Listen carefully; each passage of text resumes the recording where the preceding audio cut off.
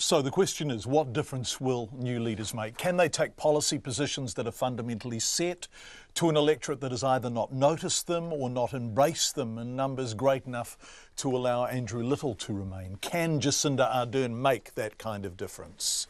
You know, I'm absolutely confident, John, that actually the ideas that we're presenting really are about facing up to the issues that New Zealand currently is trying to tackle, you know, making sure that we're a country where every person can expect to have a decent roof over their head, meaningful work and a world-class education system in a place where, you know, kids thrive in creativity rather than poverty.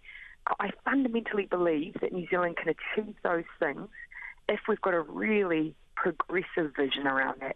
But Andrew Little fundamentally believed New Zealand could. Yeah, I mean, Andrew Little absolutely wanted those things. So what can you do to persuade people that Labor can deliver on that stuff? Well, what I'm really clear on is nothing I'm saying is about diminishing the work that Andrew has done. But I will take a different approach to communicating that message. I'm relentlessly positive. It's just in my nature. And I think one of the issues when you're in opposition for 9 years, and it's natural, we see day to day the struggle that people are having in New Zealand. We know things can be better. And perhaps in highlighting that, people get drawn into the negative rather than the solutions that we have. You said relentlessly positive, right? And you said that in your media stand-up at midday. What do you mean?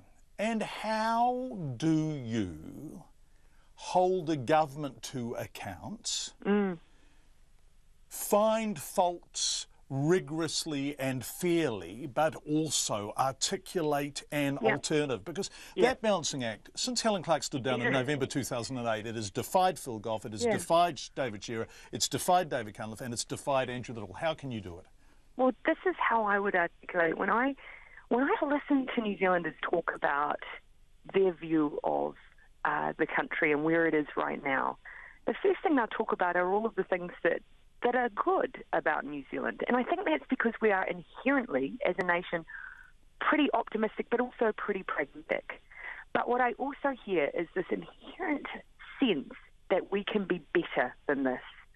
So I guess my appeal to New Zealanders is that amongst that optimism that we have, we can, in fact, we have to be better than this.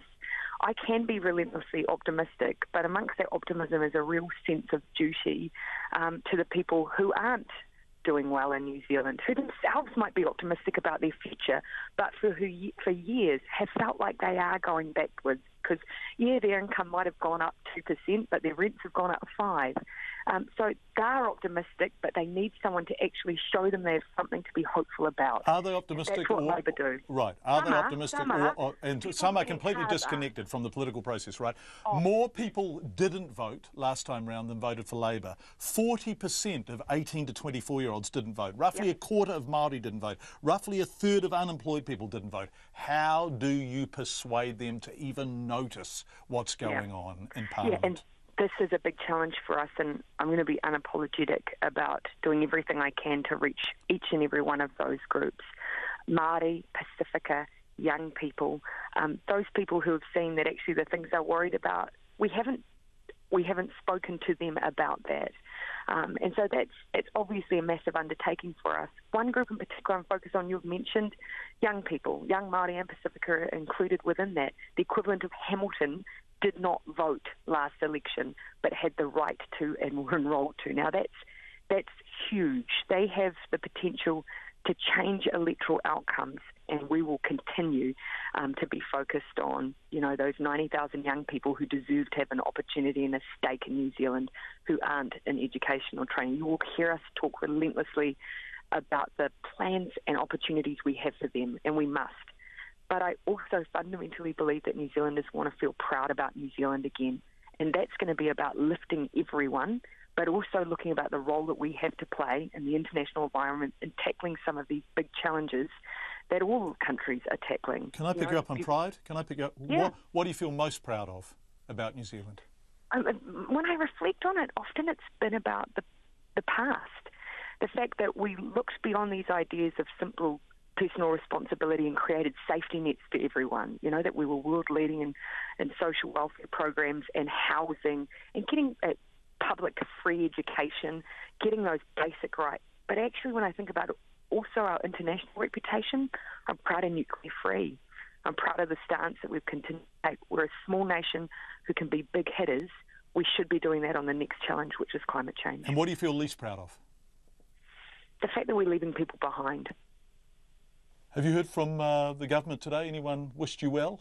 Oh, there are some nice traditions in politics. So Bill English came over and gave me a very firm, long-lasting handshake before Parliament started today, and had a little look in his eye like, I know where you are right now. Okay. So, yeah. And so that was a nice moment. But now, right, the bells are ringing and it is all on for young and old for the next 2 months. I expect this to be an incredibly robust, energetic campaign, but one that is fought, I hope, at least respectfully, because I think that's what New Zealanders want from their politicians, and that's what they'll get from me. Jacinda Ardern, so a long handshake from Bill English in Parliament this afternoon. But what does the Prime Minister make of this challenger for his job? How will National respond? Were they surprised or not by the events that unfolded so rapidly this morning? We would have loved to have asked Bill English those questions, but his office told us he wasn't available.